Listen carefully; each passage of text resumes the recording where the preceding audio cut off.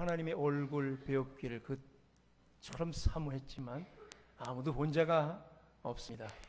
대표적으로 가장 위대한 인물 2명, 모세 그리고 다윗, 이들 그렇게 노래를 부어가며 하나님 얼굴 뵙기를 소원했지만 결국 보지 못했습니다. 하나님께서 얼굴을 구약 때는 나타내 보여주지 않았습니다. 바로 오늘 우리가 읽은 이 본문에서 결국 보지 못했던 하나님의 얼굴을 드디어 나타내 보여주고 계십니다. 바로 그리스도께서 아기 예수로 성육신 인카네이션 해 오셔서 그 얼굴을 우리에게 보여주셨습니다. 할렐루야. 임마누엘, 하나님을 찬양합니다. 이 시점에서 우리 서로 인사해야 됩니다. 메리 크리스마스. 임마누엘, 하나님께서 얼굴을 보여주셔서 메리 크리스마스, 메리 크리스마스 이러지 말고 감격에 벅차서 메리 크리스마스! 이렇게 해야 이게 제대로 성경을 읽는 거예요. 그리스도이신 아기 예수의 탄생으로 말이지요. 보이지 않던 하나님께서 그렇게 안 보이셨고 영광이 저 하늘 위에만 머물렀던 그 영광, 하나님께서 당신을 육체적으로 물리적으로 이 땅에서 우리가 이해할 수 있는 방식으로 나타내 보여주셨습니다. 그걸 뭐라 그랬죠? 2글자 영광. 헬라어로 2글자 독사. 우리 부성의 성도라면 이런 게 줄줄 나오죠. 우리 아마 이 부평구에서 수준이 가장 높은, 뭐라고요? 영광을 헬라어로 뭐라고요? 2글자 독사. 독사의 영광을 보여주셨어요. 임마누엘이라고 해요. 임마누엘의 영광. 우리와 영원토록 함께 하시도다 라는 말이에요. 위에만 머물러 있던 영광이 이제 하나님의 백성과 영원히 함께 떠나지 않고 계신다는 말이에요. 그래서 영광이라는 것은 우리나라 말 영광, 한자에서 오는 영화로울 영, 빛날 광, 찬란하게 빛나는 막연한 아름다움이기보다 성도들의 삶에 어디요? 한복판, 또 어디요? 구석구석에서 구체적으로 나타내 보여주시는 하나님의 임재하심을 영광이라고 하는 거지요. 하나님께서는 이제 여러분들 삶 속에서 매우 구체적으로, 매우 구석구석에서 간섭하시고 개입하실 줄로 믿습니다. 아멘. 간섭하셔도 좋죠? 하나님께서 개입하셔도 되죠, 여러분들? 진짜요? 막 개입하세요. 이제 내려오셨기 때문에 뭐 하려고요? 이제 개입하시는 거예요. 시험에 꼭 합격해야 돼요? 떨어져도 돼요? 그 시험 붙으면 큰일 날 시험이 있죠. 그 시험을 붙으면 인생 말아먹을 것이고 믿음 다 갖다 팔아먹을 그 시험에 합격하면 됩니까? 안 됩니까? 안 돼요. 떨어져야 영광인 거예요. 맞아요? 고3들한테는 고민이 크죠. 취준생 고민이 크죠. 그 회사는 떨어져야 영광인 거예요. 붙으면 영광이 아니에요. 개입하기를 원하십니까? 간섭하기를 원하십니까? 영광 나타나기를 원하십니까? 그럼 그 시험에 떨어져야 되는 거예요. 그게 하나님께서 개입하시기 때문이죠. 또 도저히 불가능한 시험 하나님께서 또 붙여줄 줄로 믿습니다. 말도 안 돼. 도저히 붙을 상황이 안 돼도 하나님께서 개입하시고 간섭하시며 붙여줄 줄로 믿습니다. 도저히 치유받을 수 없는 질병에서 하나님께서 개입하시고 간섭하시면 못 고칠 질병이 없음을 고백합니다. 그게 개입과 간섭이죠. 개입하기 원하시죠? 간섭하기 원하시죠? 이렇게 영광과 깊게 우리가 관련을 맺는 이 순간 이제 사람들에게 평화가 찾아옵니다. 그리스도께서 예수라는 이름을 가진 아기로 태어났다라는 이 짧은 한 문장과 깊은 연관을 우리가 맺게 돼서 여기에 이렇게 가득 모여 있습니다. 오늘 읽은 누가복음 2장 14절을 함께 읽어보겠습니다. 지극히 높은 곳에서는 하나님께 영광이요 땅에서는 하나님이 기뻐하신 사람들 중에 평화로다 하니라. 아멘. 제가 이걸 읽을 때 어디서를 강조했죠? 땅에서는 하고 힘을 줘서 읽었어요. 자, 이 짧은 한 문장, 그리스도께서 예수라는 아기로 태어났다는 연관을 맺으면 영광이 찾아왔고, 이 영광이 우리에게 있으면 이제 평화가 땅에서 찾아온다는 말이에요. 영광이 내려오셨기에, 그 영광이 영원히 떠나지 않기에 내가 다니는 곳곳마다 이 땅에서 평화가 찾아온다. 평화가 여기 계신 모든 분들의 삶 속에서 가득 넘쳐나기를 축원합니다. 그런데 우리는 모두 질문을 합니다. 이렇게 말이죠. 이 땅에 평화를 주신다고 오신 그분께서 오셔서 그 이후에 참된 평화가 주어졌는가? 이 땅이 평화로워 보이는가? 사회의 불안정과 부조리, 불평등과 거짓이 난무한 이 세상, 정치 권력과 자본가들의 이기적인 탐욕과 국가적인 무자비한 전쟁과 경제 왕국들의 횡포, 오늘도 결국 출근을 하지만 매일매일 사표 쓸 각오를 하고 하루에도 수십 번 사표를 꺼냈다가 책상으로 다시 도로 넣어버리는 괴로움과 울분, 자녀들의 교육과 생계를 위해 참아야 하는 이 분노와 메스꺼움과 역겨움, 그리고 슬픔, 그리고 우리 젊은 청년들과 젊은이들, 학생들 미래에 대한 참을 수 없는 두려움과 불안함. 그래서 평화로다, 샬롬 스스로 외쳐보지만 멈출 수 없이 흐르는 눈물은 무슨 까닭입니까? 이 속에서 우리가 기대하는 평화는 도대체 도래한 겁니까? 왔습니까? 대체 하나님께서 우리에게 이야기하신 그 평화는 무엇입니까? 그 평화를 통해서 우리에게 주시는 기쁨은 무엇이란 말입니까?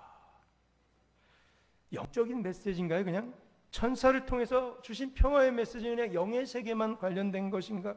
아니면 우리의 삶에 직접적 영향력을 미치는 것인가? 자, 여기 조건이 있었습니다. 이제 14절을 자세히 읽어 보겠습니다. 자세히 14절을 다시 한번 읽어 보겠습니다. 시작. 지극히 높은 곳에서는 하나님께 영광이요, 땅에서는 하나님이 기뻐하신 사람들 중에 평화로다 하리라. 조건이 있죠. 누구에게? 하나님이 기뻐하신 사람들 중에만 평화가 찾아온다는 거예요. 모든 사람들에게 평화가 찾아왔으면 참 좋겠어요. 근데 어쩔 수 없습니다. 그렇게 정해 놓으셨습니다. 누구에게? 하나님이 기뻐하시는 사람들 중에만 평화로다. 그렇다면 누가 하나님이 기뻐하신 사람들입니까? 한번 들려보겠습니다. 주변에 하나님이 기뻐하신 사람들 중에만 평화가 오는데, 글쎄요, 여기 계신 모두, 여기 모인 우리 모두가 각자 자기 자신이라고 생각하시면 됩니다. 예수 그리스도를 구원자로 믿었잖아요. 그럼 된 거예요. 노력이 아닌, 타당한 결과가 아닌, 합리적인 이성 판단이 아닌 오직 은혜로 구원받은 우리 모두에게 평화가 오는 줄 믿습니다.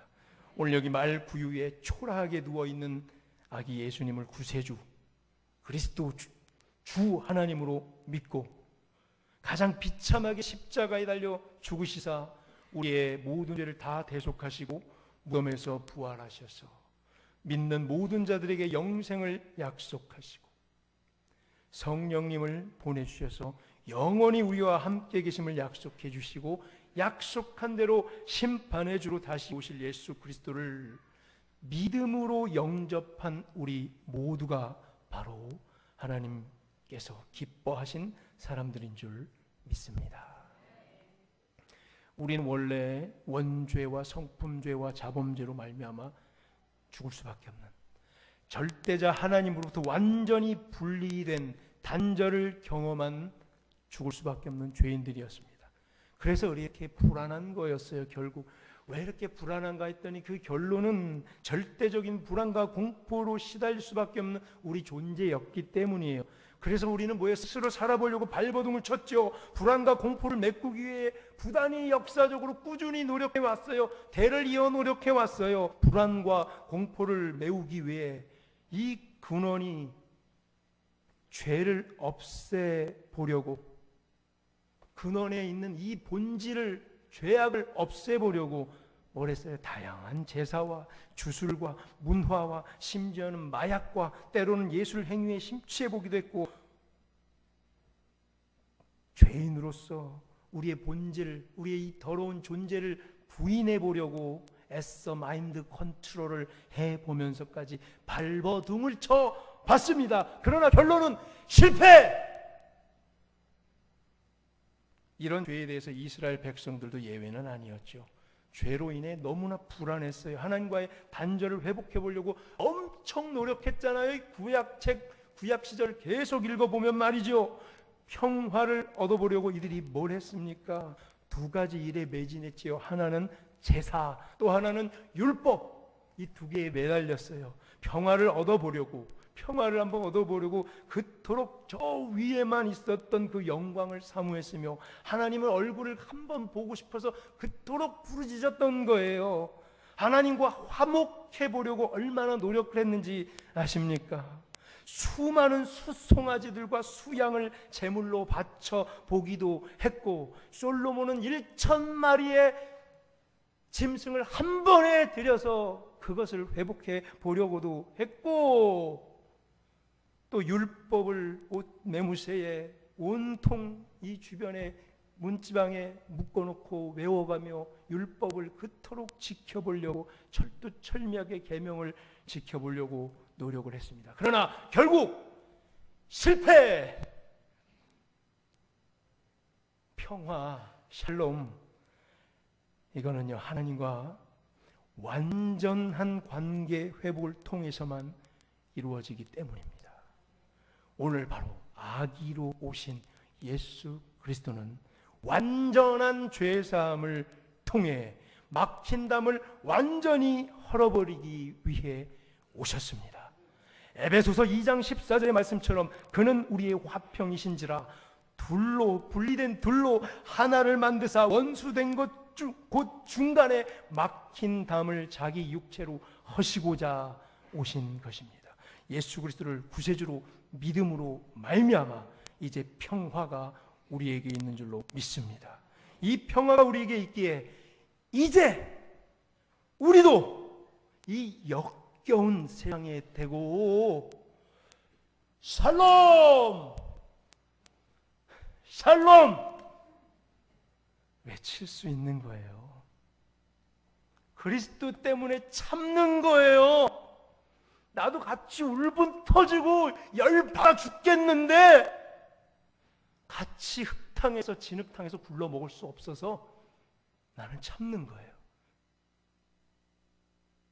아기 예수 때문에 참아내는 게 샬롬이에요. 샬롬으로 그분이 오셨기에 나도 한번 그래 보는 거예요. 내 인생관과 내 혈기와 내 상황과 내 처지로는 도저히 그럴 수 없는데 한번 그냥 그래 주는 거예요.